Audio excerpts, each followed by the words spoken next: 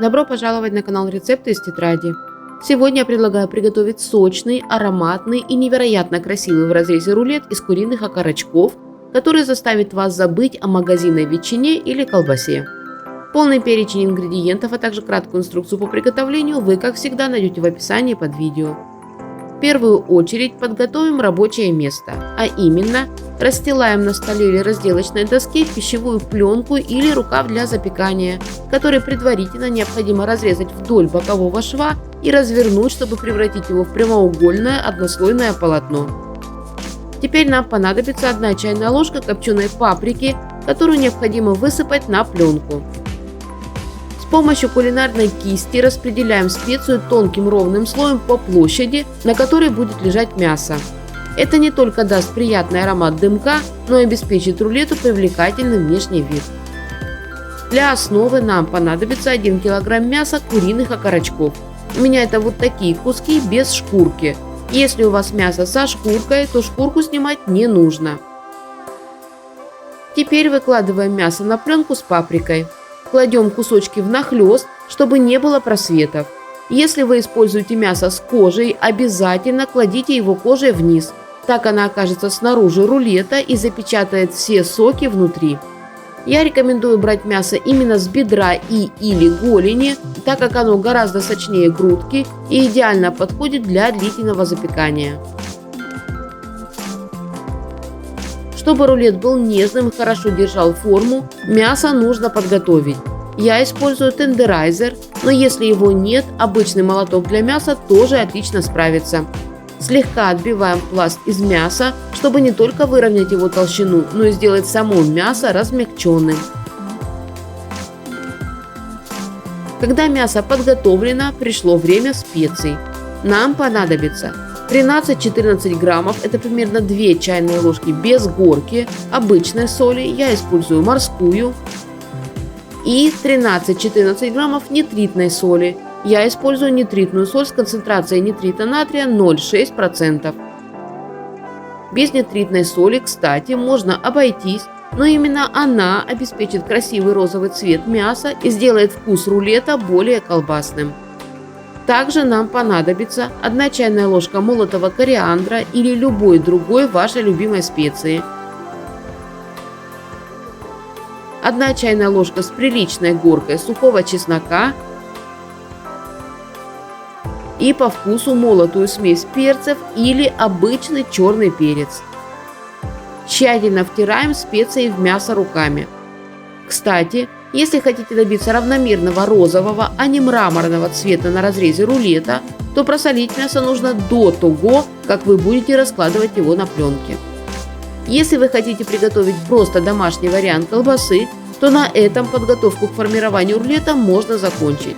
Если же вы будете готовить праздничный вариант закуски, то в рулет можно добавить немного любой начинки. У меня это сегодня будет 50-60 граммов моркови по-корейски, которые нужно выложить на 3/4 площади нашего мясного полотна. 100-150 граммов сладкого перца, предварительно нарезанного соломкой, который нужно выложить поверх моркови, оставляя пространство между кусочками перца. Чтобы рулет в разрезе выглядел ярко, рекомендую использовать разноцветный перец. И вишенка на торте – около 100 граммов голубого сыра, предварительно нарезанного небольшим кубиком. Отмечу, что здесь можно не ограничивать свою фантазию.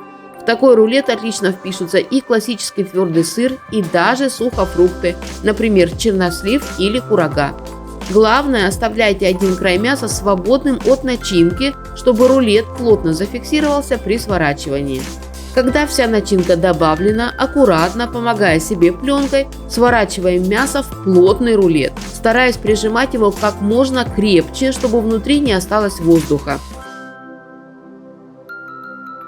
Заворачиваем получившийся рулет в ту же пленку, на которой он лежал, и плотно завязываем края.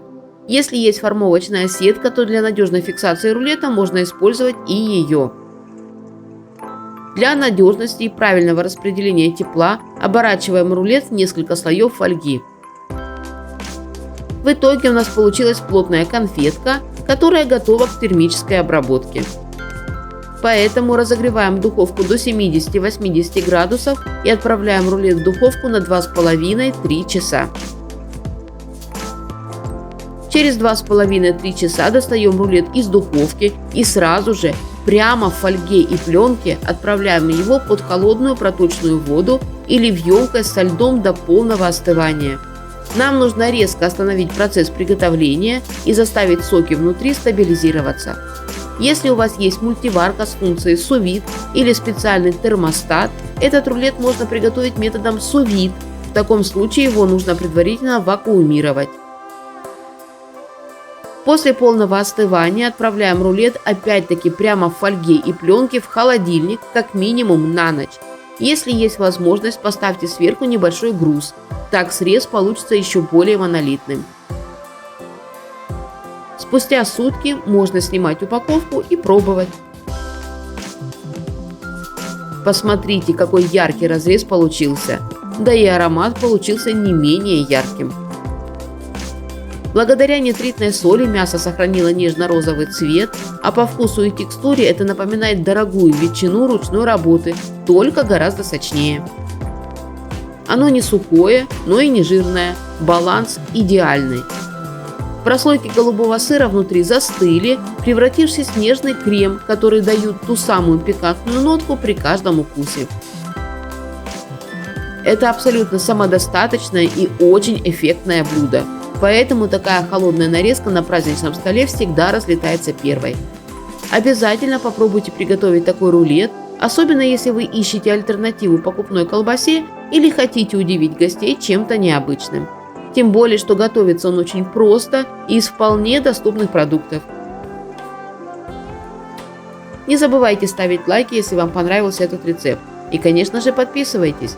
У меня в тетрадке еще много вкусных и интересных рецептов, которыми я с радостью поделюсь. Мира всем нам, здоровья и чистого неба над головой. Берегите себя и своих близких. Приятного аппетита и до новых встреч!